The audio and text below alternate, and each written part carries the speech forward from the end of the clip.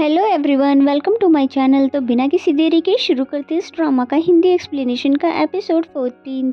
Episode के starting में हम देखते हैं कि जियोंग ने पार्टी दी हुई होती है जहां पर सभी लोग आए हुए होते हैं। बट ये पार्टी एग्जाम में अच्छे मार्क्स के नहीं बल्कि फेयरवेल पार्टी दी होती है जियोंग ने, क्योंकि वो अपना मेजर चेंज करना चाहती थी, क्योंकि उसे लगता है कि क्लिनिकल मेजर मेरे लिए बिल्कुल भी सूटेबल नहीं है। लेकिन रेंचो उसकी बात से एग्री नहीं करता और कहता है इस तरह से तो तुम्हारे लिए कोई भी चीज सूटेबल नहीं होगी और अगर तुम किसी चीज के लिए फाइट ना करो तो। और फिर इसी बात को लेकर इन दोनों के बीच में बहस होने लग जाती है, जिसपे जियोंग ने कहा कि तुम मेरे फियांसे नहीं हो जो कि मैं तुम्हारी सारी बातें मानूं। उसकी ये बातें तो बेचारे रेंचो को हर्ट कर देती है और फिर वो नाराज होकर वहाँ से चला जाता है। और फिर उसके जाने के बाद यहाँ पे साहू आ जाती है और फिर बहुत स्ट्रेट फॉरवर्ड ये पूछ लेती है कि तुम मुझे बताओ कि तुम आखिर करना क्या चाहती हो। जिसपे जियोंग भी उसको सच सच बता देती है क्योंकि मैं अपना मेजर चेंज करना चाहती हूँ और ये तो मैंने जियान की वजह से लिया था, बट मुझे लगता है ये मेरे लिए सूटेबल नहीं है। तो ये सुनने के बाद तो साहू को भी बुरा लगता है। एंड देन नेक्स्ट सीन हमें नेक्स्ट मॉर्निंग का दिखाया जाता है और वहाँ पे रेंचो ने सभी को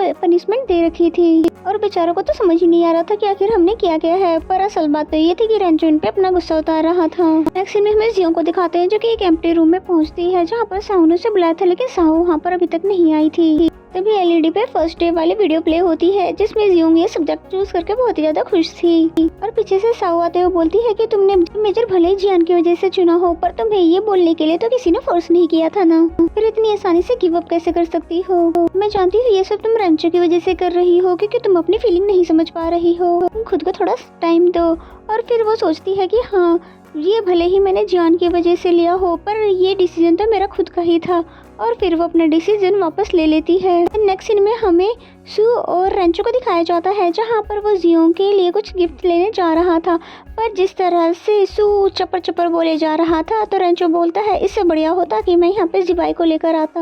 एंड देन नेक्स्ट सीन में हमें डिविजन डे दिखाया जाता है जहाँ पर रेंचो ने ऐसे ब्रेसलेट बनाए थे जो कि दो लोगों को एक साथ रख सके, जिसका नाम फ्रेंड्स फॉर एवर रखा गया था। और इसका काम ये था कि जब तक ये मिशन पूरा ना हो तब तक ये ओपन नहीं हो सकता था। और सू ने साहू को पहना कर इसे ट्राई करने का सोचा और जियोंग ने बेकिंग क्लब स्टोर लगाने की सोची, जिसमें साहू और सू भी उसकी मदद करते हैं। कि तभी वहाँ पर रेंचो आता है जो कि इनको पीछे से चुप रहने के लिए कहता है क्योंकि वो जियोंग को कोई सरप्राइज देना चाहता था।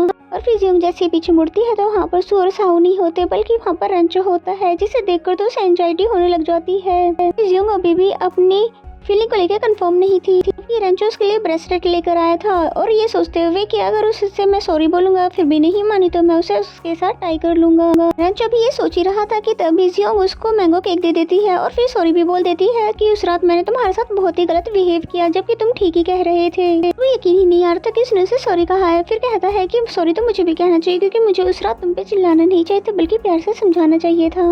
और फिर रेंचो उसे एक टोटस दे देता है और जियोंग उसे देखकर बहुत ज्यादा खुश हो जाती है क्योंकि इसे पहली बार किसी ने कोई पेट गिफ्ट दिया है। फिर जियोंग बोलती है कि मैं इसका बहुत ज्यादा ख्याल रखूंगी। और फिर रेंचो सोचने लग जाता है कि फ्यूचर में अगर हम दोनों साथ रहे तो हम दोनों मिलकर इसका ख्याल रखेंगे। तभी एंट्री होती है जियान की जो कि जियोंग से केक लेने आया था, पर रेंचो को तो अपने लिए वो रेड सिग्नल लगता है। और फिर रेंचो देखता है कि वो उसको स्पेशली ट्रीट कर रही है और मेरा दिया हुआ गिफ्ट साइड पे कर देती है तो उसका केक ही खराब कर देता है। बहाना ये बना देता है कि मेरी हाथ स्लिप हो गई और फिर इसी बात पर इन दोनों की लड़ाई हो जाती है। ये दोनों तो बिल्कुल ही अजीब है, बिल्कुल टॉम एंड जेरी की तरह लड़ते ही रहते हैं। एंड देन नेक्स्ट सीन हमें सू और साहू को दिखाते हैं जो कि अपना टारगेट पूरा करने के लिए डिफरेंट जगह पे जाते हैं, साथ ही बहुत ज्यादा एंजॉय भी करते हैं।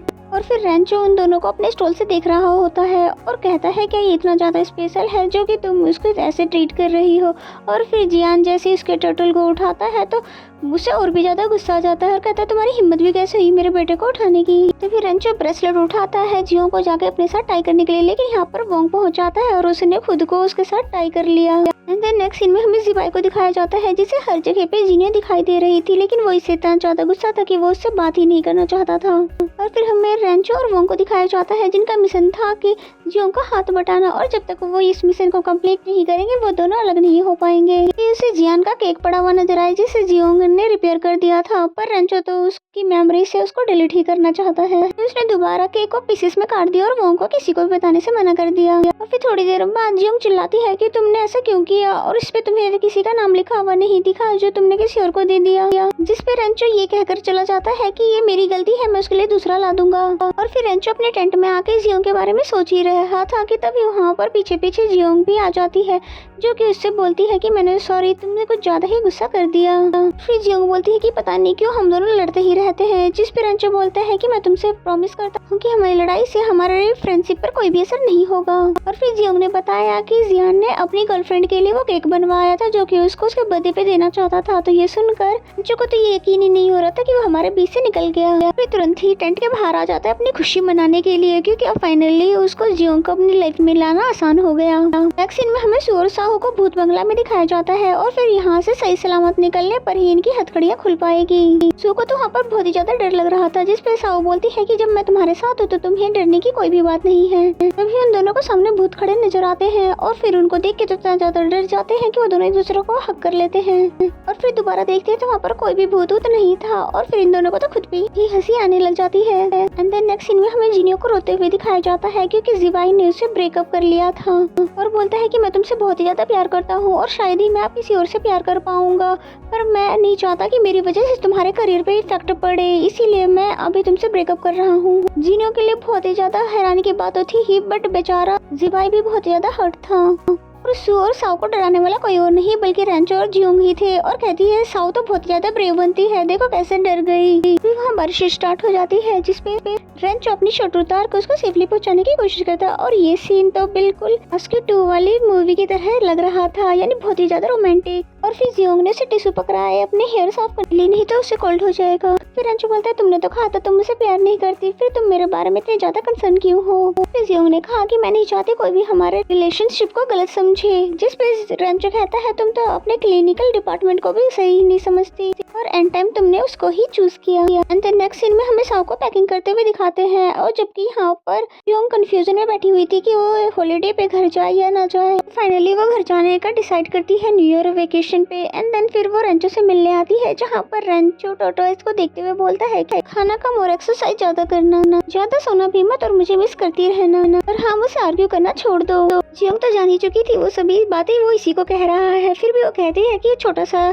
टॉर्टोइस भला तुमसे क्यों आर्ग्यू करेगा और मुझसे कहना चाहती है तो डायरेक्टली बोलो ना। एंड देन नेक्स्ट सीन में जियोंग को हम घर में देखते हैं जहाँ पर मॉम हैंडसम से रेंचो के बारे में पूछ रही थी और फिर ये जानने के बाद कि वो वेकेशन पे घर नहीं गया तो मॉम ने उसे यहाँ पर इनवाइट करने के लिए कहा। में जियोंग को थोड़ा अजीब तो लगता है लेकिन इतना बुरा भी नहीं लगता क्योंकि वो हर साल तो अपने फ्रेंड्स को यहाँ पे इनवाइट करती रहती थी। फिर मॉम ने जियोंग और डैड को अपने हाथ से बना हुआ स्वेटर पहनने के लिए दिया जो कि जियोंग को पहनने का मन तो नहीं था, फिर भी मॉम का मन रखने के लिए पहन लिया। एंड देन नेक्स्ट सीन में हमें जियोंग को दिखाते हैं जो कि स्कूल जा रही थी ये सोचते हुए कि वो रेंचो को इनवाइट करे या ना करे कि तभी सामने से रेंचो आता हुआ दिखता है और अब जब वो पकड़ी गई थी तो उसने फिर उसको इनवाइट कर ही दिया। एंड देन नेक्स्ट सीन में हमें जिनियो को दिखाते हैं जो कि घर आ चुकी थी और उसका रो रो का बुरा हाल था और कहती है जिवाई ने मुझसे ब्रेकअप कैसे कर लिया, मैं उससे कभी भी बात नहीं करूंगी। फिर मॉम बोलती है कि पहले उठ के अपनी हालत तो ठीक कर लो, इस हालत में तुम्हें जिवाई तो क्या कोई भी लड़का नहीं अपनाएगा। एंड देन नेक्स्ट सीन में रेंचो उसके इनवाइट करने पर उसके घर पर पहुंच आया था और रेंचो को देख कर तो जियोंग अपना स्वेटर छुपाने लग जाती है, पर रेंचो को तो उसका स्वेटर बहुत ही अच्छा लगता है। जिसके बाद मॉम ने हीरो को बुलाकर एक स्वेटर पहना दिया और फिर उसमें उनको बहुत ज्यादा क्यूट लग रहा था और फिर सेल्फी लेते हैं सबके साथ। और फिर सेल्फी सेशन खत्म होने के बाद कल के लिए सब डफलिंग बना रहे थे तभी जियोंग के नोज पे कुछ लग जाता है जिसे रेंचो साफ करने लगता है और ये तो वही रोमांटिक सीन था जो कि जियोंग ने मूवी में देखी थी और धीरे धीरे उसको अपनी फीलिंग्स समझ आने लगी। जिसके बाद सभी बैठकर डिनर करते हैं और जियोंग के लिए आज का दिन बहुत ही ज्यादा स्पेशल था जो कि उसने कभी भी ऐसा फील नहीं किया था। तभी जियोंग के फोन पर साओ की कॉल आती है और जिसे अटेंड करने के लिए वो अपने रूम में चली जाती है और फिर साओ भी ये जानकर बहुत ज्यादा खुश होती है कि रेंचो उसके घर पर आया हुआ है। और फिर साओ जैसे उसे उसकी फीलिंग पूछती है तो जियोंग कहती है कि मैं चाहती हूँ हमेशा के लिए ये लम्हा यहीं पर थम जाए। फाइनली जियोंग को भी अपनी फीलिंग रियलाइज हो गई कि रेंचो उसके लिए कितना ज्यादा स्पेशल बन गया है और वो अभी ये फीलिंग रेंचो को कैसे बताएगी ये हम आगे ही जान पाएंगे। जिसके बाद टाइम पास करने के लिए सारे कार्ड्स खेलते हैं जिसमें जानबूझकर रेंचो ने जियोंग को जितवा दिया। और वहीं हमें साहू और सू को दिखाया जाता है जिनके रिलेशनशिप तो कुछ ज्यादा ही आगे बढ़ गई थी और फाइनली वो दोनों भी बहुत ही जल्द अपनी फीलिंग डिस्क्लोज कर देंगे। और जहाँ सभी की लाइफ में खुशियाँ आ गई थी वहाँ जिनी और जिबाई बहुत ही ज्यादा दुखी होते हैं। वो दोनों एक दूसरे को मिस करते हैं। और दूसरी तरफ जैसे ही जियोंग बाहर स्नो देखती है तो बहुत ही ज्यादा एक्साइटेड हो जाती है क्योंकि ये विंटर की पहली स्नो थी जिसको एंजॉय करने के लिए वो बाहर आ जाती है। और फिर रेंचो भी उसके पीछे पीछे आ जाता है मफलर लेकर और उसे पहना भी देता है ये कहते हुए कि एंजॉय तो अपनी जगह है पर खुद को बीमार मत कर लेना। और रेंचो ने भी उसके साथ बहुत ही ज्यादा एंजॉय किया और उसे खुद भी यकीन नहीं आ रहा था कि किस तरह से रूड लड़का एकदम सॉफ्ट हार्टेड और काइंड हो गया है। और फिर जब जियोंग ने अपना मफलर शेयर किया उसे ठंड से बचाने के लिए तो ये मोमेंट तो उसके लिए और भी ज्यादा स्पेशल था। एंड देन जिसके बाद जियोंग अपने बेड पर आती है तो उसे सडनली फील होता है कि वो ऐसा नहीं चाहते कि रेंचो यहाँ से वापस जाए। और दूसरी तरफ रेंचो सोच रहा था कि कैसे उसने जियोंग को कार्ड जितवा दिया था जबकि वो इससे पहले तो कभी भी नहीं जीती थी। रेंचो को लगने लग जाता है कि जियोंग उसकी फीलिंग समझने लगी है और जियोंग भी उसकी तरफ खींची चली आ रही थी। और फिर इसी तरह से एक हफ्ता बीत जाता है एंड देन फिर डोर पर नॉक होता है और हमें दिखाया जाता है कि और फिर जियोंग ने जैसे ही जाकर देखा तो ये तो रेंचो था जो कि इन सभी के लिए बहुत ही ज्यादा गिफ्ट लेकर आया था।